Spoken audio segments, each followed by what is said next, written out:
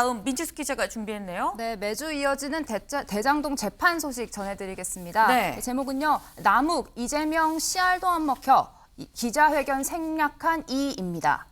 네, 현재 2주째 이 남욱 변호사에 대한 증인 신문이 이어지고 있습니다. 네. 오늘 재판에서는 이 김만배 씨 변호인이 남욱 씨에게 이 검찰 진술 조서에 대해 따져묻는 시간이었는데요. 네. 이 자리에서 남 변호사 입에서 그간의 태도 변화를 원점으로 되돌리는 원점으로? 듯한 파격적인 발언이 나왔습니다. 네. 바로 남욱 씨 이재명 대표 씨알도 안 먹혀라고 한 건데요. 네. 이 추측이라 함부로 말할 수는 없지만 다 네. 그 아래에서 한 거다. 그러니까 이런 로비 관련된 범죄 혐의가 이재명 대표 본인보다는 그 측근들에 관련된 것이다. 이렇게 책임의 화살을 돌리는 듯한 이야기를 했습니다. 사실 이 발언 지난해 입국 과정에서 이 남욱 변호사 한 언론사와 인터뷰한 내용이죠. 맞아요. 네, 그 생각이 지금도 변함이 없느냐라는 네. 김만배 씨 변호인의 질문에 네. 지금도 공식적으로는 안 먹힌다라며 이렇게 다시 한번 답한 겁니다. 네, 현재 김만배 씨 측 이 발언처럼 이 남욱 변호사의 진술이 그때는 맞고 지금은 틀린 점 없는지 계속해서 캐묻고 있는데요. 네. 이 남욱 변호사의 발언의 신빙성에 대해 문제 제기를 계속하고 있습니다. 오늘 재판에서도 정말 로비 관련해서 이 김만배 씨에게 들은 게 맞느냐, 또 그 돈이 간 걸 직접 확인한 게 맞느냐, 네. 과장했던 건 아니냐 이런 질문을 연이어 쏟아냈습니다. 지금 이 남욱 변호사가 말하는 족족 지금 다 논란이 되고 있습니다. 그동안 뭔가 태도 변화를 하는 거 아니겠느냐라는 생각을 했었는데 다시 또 처음에 입국할 때 그 얘기 이재명은 CR도 공식적으로 CR도 안 맥힌다 뭐 이렇게 얘기를 했습니다. 윤영걸 대표님. 네. 근데 이 얘기만 딱 놓고 보면은 그럼 이재명 대표는 이 사안에 대해서 모르고 뭘 했다고 한다면 김용 정진상이 한 거다라고 들리거든요. 그렇게 해석이 가능하죠. 공식적으로란 말을 붙이긴 했습니다. 방점을 공식적으로 붙여야 되는 건지 이재명 대표는 문제가 없다는 건지 어떻게 보십니까? 뭐 공식적으로 그런 거니까 자기는 여태까지 전원 들은 거를 전하는 식으로 얘기를 했거든요. 네. 그러니까 자기 생각을 얘기한 거니까 거기에 대한 책임은 없이 말하는 거죠. 저는 남욱 변호사가 네. 검찰보다도 한 수 우에서 있는 그 노회한 법률가다 이렇게 봅니다. 그래서 어떻게 보면은 검찰을 갖고 놀았다고 그럴까요? 네. 좀 심하게 얘기하면은 옛날에 왜 법꾸라지라는 말 있잖아요. 네네. 그것처럼 법 위에서 지금 있는 거 아닌가 이런 생각이 들어요. 이번 과거에 귀국하기 전에 대장동 사건 때문에 미국에서는 이재명 대표는 관련 없다고 했거든요. 네. 근데 들어와서는 그 이번에 그 법원 그 교도소에 있으면서 구치소에서 나오면서 한 얘기는 뭐 김용한테 민주당 대선 경선 앞두고 20억 요구받았다. 대선 후보에게 20억 주겠다면은 준다면 싸게 먹힌다고 생각했다. 네. 그 관련서를 또 얘기했거든요. 네. 근데 이번에는 또 그 직접적인 함부로 추측이니까 말할 수 없다 이런 식으로 얘기를 했어요. 네. 그래서 이번에 검찰하고 가장 협조적인 사람이 유동규하고 남욱이거든요. 네. 그래서 남욱이 이번에 검찰 구형을 딱 1년 받았어요.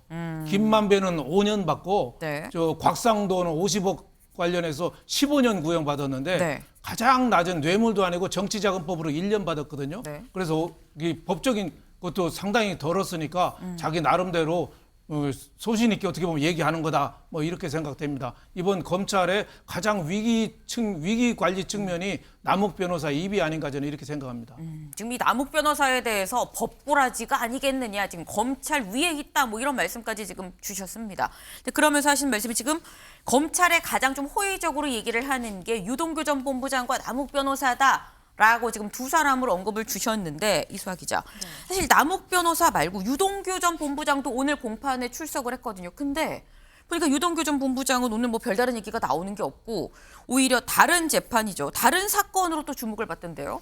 네, 유동규 전 본부장이 새로 변호사를 선임했다 이런 소식이 들려오고 있는데 네. 이게 국선 변호인이라서 또 주목을 받고 있습니다. 함께 네. 기소된 뭐 김용 전 부원장 그리고 남욱 변호사 같은 경우에는 이 사선을 돈을 많이 들여서 쓰고 있거든요. 여기와 좀 대조적이라고 볼 수 있기 때문에 경제적인 어려움이 있는 거 아닌가라는 추정이 나오고 있고요. 이 유 전 본부장의 금전 사정이 이렇게 악화된 이유는 뭐 여러 가지 말이 있습니다만 뭐 전처와의 이혼 과정에서 위자료 좀 문제가 있었다. 아니면은 뭐 이미 많은 돈을 이 대장동 재판에 썼기 때문이다. 말은 많은데요. 네. 이 유 전 본부장 자신은 지난 10월 석방 때도 본인은 이 대장동에서 이익이 없다는 취지로 말을 하면서 네. 얻은 것이 없다. 계속 빚이 7천만 원이다라고 주장해온 바 있습니다. 그렇군요.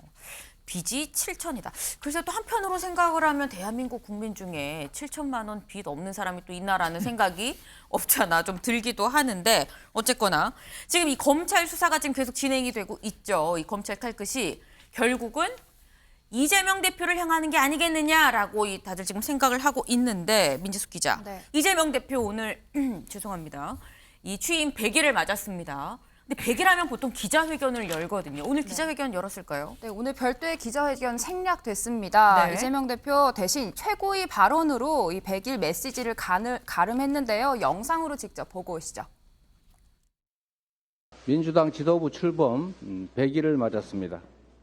지난 100일 동안 민주당은 국민과 당원들의 간절한 여망을 받들기 위해서 민생과 민주 투 트랙을 중심으로 변화의 씨앗을 뿌려왔습니다.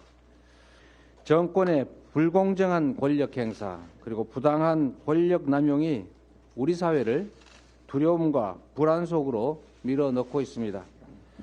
질식하는 민주주의를 반드시 지켜내겠습니다.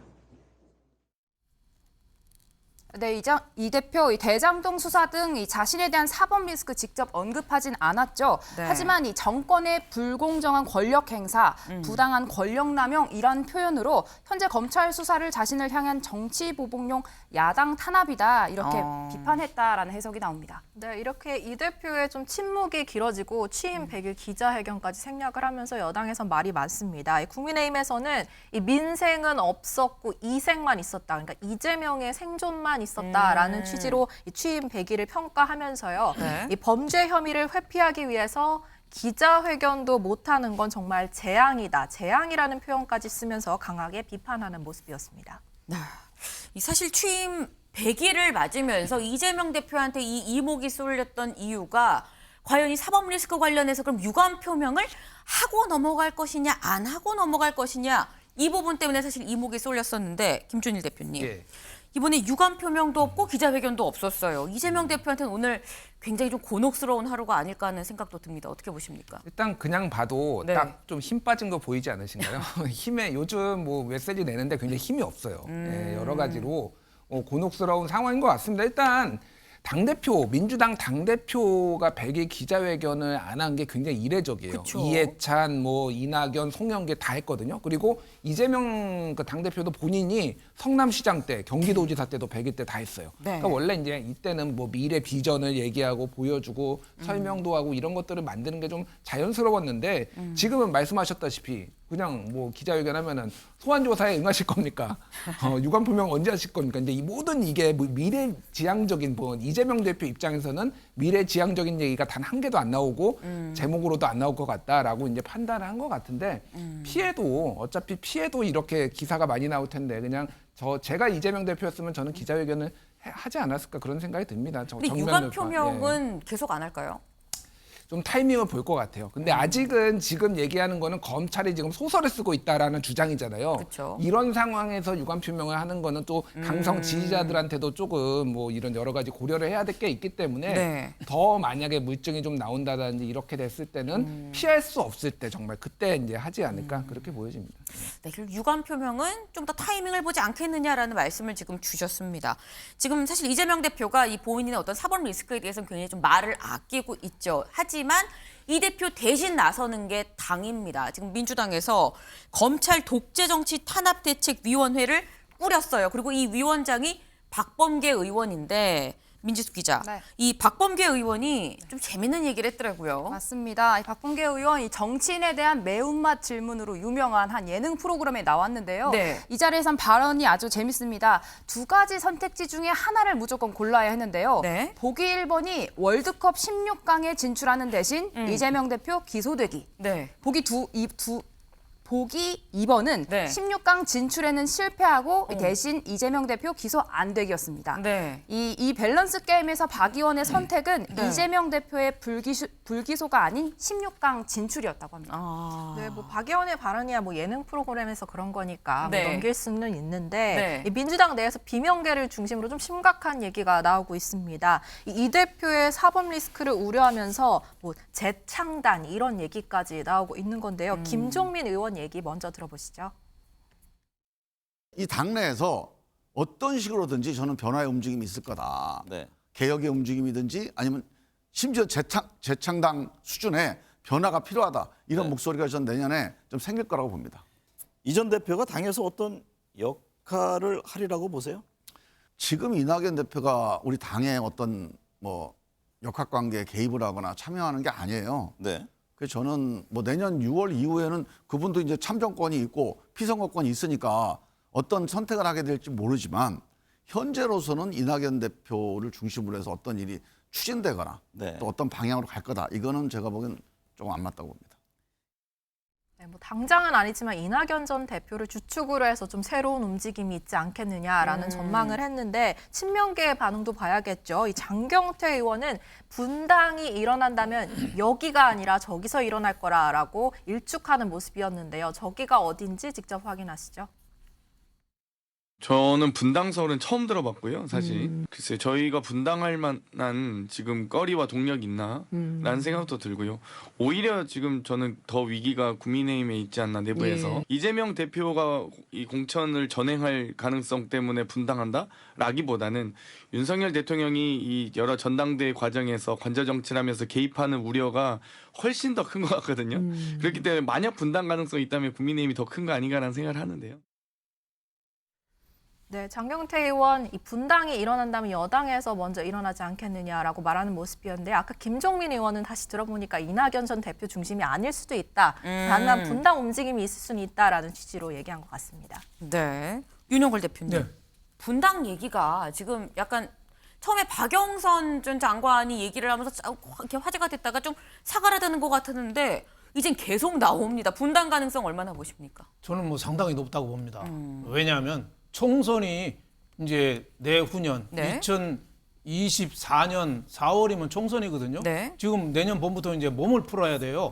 새로운 깃발을 들고서 네. 나서야 되거든요. 네. 그러니까 총선이 없으면 분당도 안 될 겁니다. 하지만은 지금 야당이 지금 169석 거대 야당을 민주당에 몰아줬어요. 네. 근데 지금 경제나 정치나 모든 게 잘 안 되고 있잖아요. 그러면 네. 책임을 묻는 거죠. 또 하나 이재명 대표가 여러 가지 사법 대장동이라든지 성남FC 선거법 위반 여러 가지 사법 리스크가 있잖아요. 그래서 그걸 어떻게 극복이 잘 될 건가 여기에 대한 좀 회의가 많은 거죠. 다만 이제 분당이 어려운 이유 하나는 네.